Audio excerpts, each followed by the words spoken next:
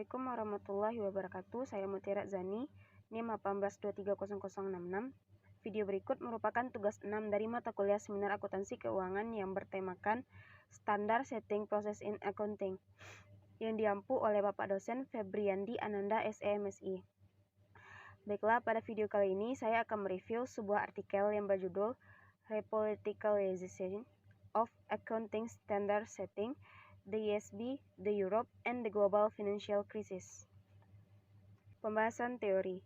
Krisis keuangan global berkontribusi pada repolitisasi penerapan standar akuntansi. Sebelum krisis, ESB sebagian besar berhasil mempertahankan independensinya dari pengaruh politik. Terjadi penyeimbangan kekuasaan, di mana aktor politik memperoleh pengaruh dengan mengorbankan pemangku kepentingan lainnya dan tidak lagi dibatasi pengaruhnya untuk mengomentari proposal draft akuntansi di akhir proses. Kontroversi utama seputar konsep penilaian yang adil dari instrumen keuangan. Nilai wajar adalah harga yang akan diterima jika suatu aset dijual dalam transaksi tertentu teratur antara pelaku pasar pada tanggal pengukuran. Pada prinsipnya, akuntansi nilai wajar mensyaratkan lembaga keuangan untuk menandai instrumen keuangan tertentu dengan harga pasar. Jika harga mark to market lebih rendah dari biaya historis, maka hal itu menyebabkan penurunan aset dan sebaliknya. Akibatnya, fluktuasi nilai wajar aset keuangan seringkali berdampak besar pada neraca lembaga keuangan.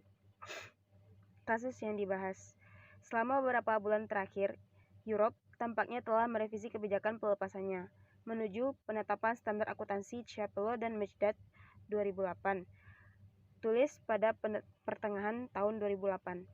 Dalam retrospeksi, sangat mengejutkan betapa benarnya mereka. Namun, besarnya minat baru Europe dalam standar akuntansi sulit diantisipasi pada hari-hari awal krisis keuangan global. Apa yang dimulai sebagai gerutuan tidak harmonis dari politisi individu dan bankir sesekali berubah menjadi pertanyaan serius tentang standar dan bahkan raison d'être dari Dewan Standar Akuntansi Internasional atau IASB. Sampel penelitian.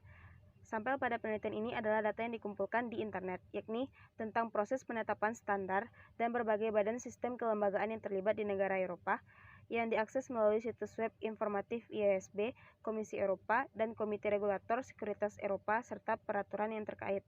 Disimpulkan bahwa aktor politik Europe sebagian besar tetap berada di luar lingkup pengaruh langsung dan telah menunjukkan sedikit minat dalam menantang pengaturan standar IASB selama krisis, dengan mengandalkan pendekatan interdisipliner untuk memahami perkembangan dalam pengaturan standar akuntansi internasional di ruang lingkup aktor publik dan politik negara Eropa. Teknik analisis data. Artikel ini didasarkan pada data yang dikumpulkan di internet. Dimulai dari proses penelitian dengan mengenal baik proses penetapan standar dan berbagai badan yang terlibat di dalamnya, melalui situs web informatif IASB, Komisi Eropa, dan Komite Regulator Sekuritas Eropa, juga serta peraturan terkait.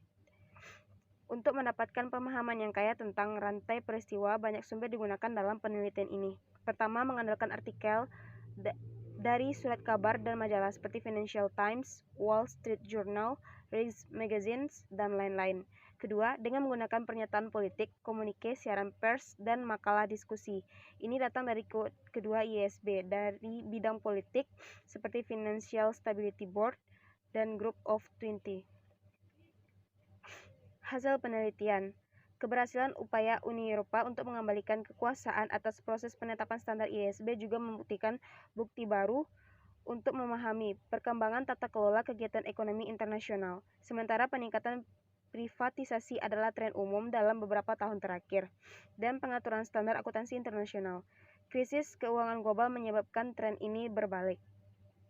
Dalam artikel ini, pendekatan interdisipliner digunakan untuk menunjukkan bagaimana perkembangan makro dan perubahan kelembagaan saling mempengaruhi, dan sebagaimana itu mengubah keseimbangan kekuatan di antara para pemangku kepentingan standar akuntansi internasional. Implikasi dari keseimbangan kekuatan baru seputar penetapan standar akuntansi internasional sulit untuk dinilai. Teori institusional dapat memberikan beberapa indikasi bahwa konflik dan putaran umpan balik negatif dapat mengganggu upaya untuk memberikan pengaruh dan menyesuaikan diri dengan perubahan, dan konsekuensi yang tidak diinginkan seperti itu dapat mempengaruhi Europe dan IASB. Baiklah, sekian video dari saya. Wassalamualaikum warahmatullahi wabarakatuh.